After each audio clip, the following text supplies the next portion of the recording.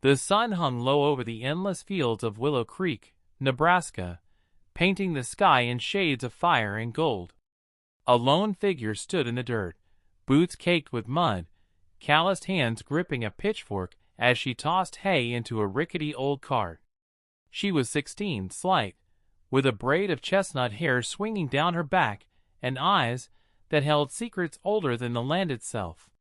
Her name was Ellie Harper. To the kids at Willow Creek High, she was invisible, the quiet farm girl who never spoke, never fought back, and never mattered. But what nobody knew was that Ellie Harper was hiding something extraordinary, something dangerous, something that would turn their laughter into fear. If you're new here, hit that subscribe button to follow this incredible story. You won't believe what happens next. Ellie's days began before dawn, long before the school bus rumbled down the county road. She milked the cows, fed the chickens, and mended fences under her father Tom Harper's watchful eye. A widower, Tom had raised Ellie alone since her mother passed away when she was 6. He taught her the rhythm of the farm: hard work, silence, survival. But there was another rhythm he taught her, one nobody else saw. In the old barn behind their house, under the flicker of a single bulb, Tom trained Ellie in the art of fighting. Not just any fighting, mixed martial arts. Grueling, precise, and deadly. Tom had been a Marine, a man who'd seen combat in places he never spoke of, and he passed every ounce of that discipline to his daughter. By 16, Ellie could throw a punch that would knock a grown man flat, execute a chokehold in seconds, and take a hit without flinching. But she never showed it. Not at school. Not anywhere. "The world doesn't need to know what you can do until it does," Tom had always said. At Willow Creek High, Ellie was invisible. Faded jeans, scuffed boots, flannel shirt smelling faintly of hay, her locker tucked in a corner by the janitor's closet. Out of sight, out of trouble.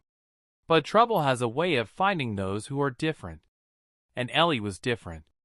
She didn't giggle over boys or scroll through her phone at lunch. She sat alone, sketching in a battered notebook, drawings of fields, fists, and distant places she'd never been. The other kids noticed her silence and solitude, and turned it into a target. Leading the charge was Kay Monroe, Queen Bee of Willow Creek High. Blonde, loud, and viciously popular, Kay ruled the school with a smirk and a cutting laugh, flanked by her posse, Britt and Tara, and her hulking boyfriend, Jakey.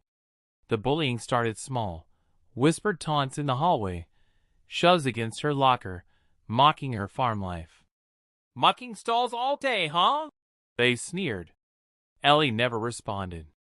She'd pick up her books, keep her head down, walk away, but inside, a quiet storm brewed.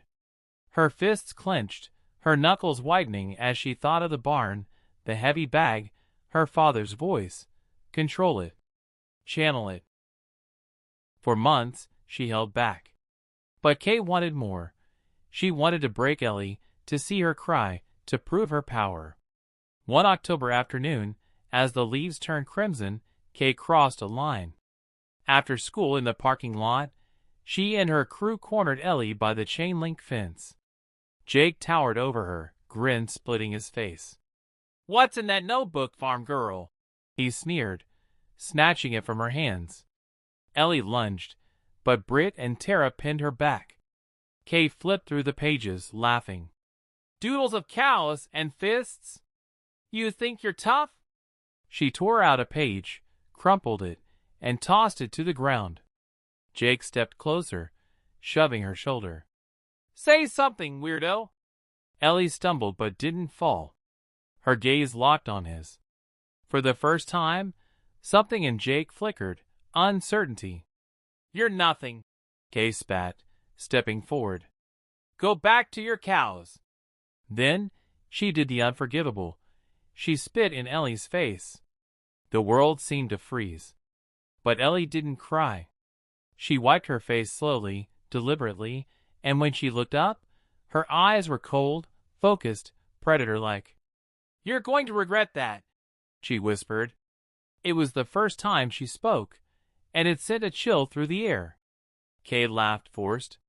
What are you going to do, farm girl? Ellie didn't answer. She just walked away, boots crunching on the gravel, notebook clutched to her chest. That night in the barn, she trained until her knuckles bled. Each punch a promise. Each thought a vow. She wasn't invisible anymore, not to herself, and soon, not to them. The next day, whispers spread. Ellie had talked back. She'd looked Kay in the eye without fear.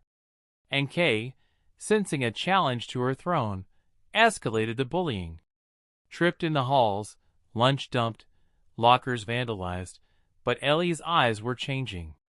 Watching. Calculating. Waiting. Her training intensified at home. Her father noticed but didn't ask. He simply corrected her stance, sharpened her jabs, and said, When it's time, you'll know. The breaking point came at the Fall Harvest Fair. Annual event, packed with townsfolk, featuring hayrides, pie contests, and a makeshift fight ring. This year, anyone could enter.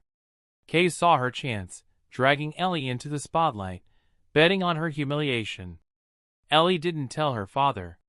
That night, she trained alone in the barn, faster punches, sharper movements.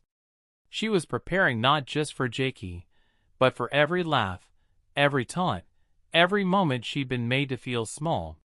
The fair arrived, buzzing with anticipation. The fight ring was a crude square of ropes and plywood, bleachers packed.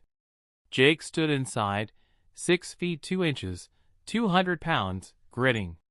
Ellie, 5 feet 4 inches, and 120 pounds, walked in calmly, her braids swinging, her black tank top plain, her face serene.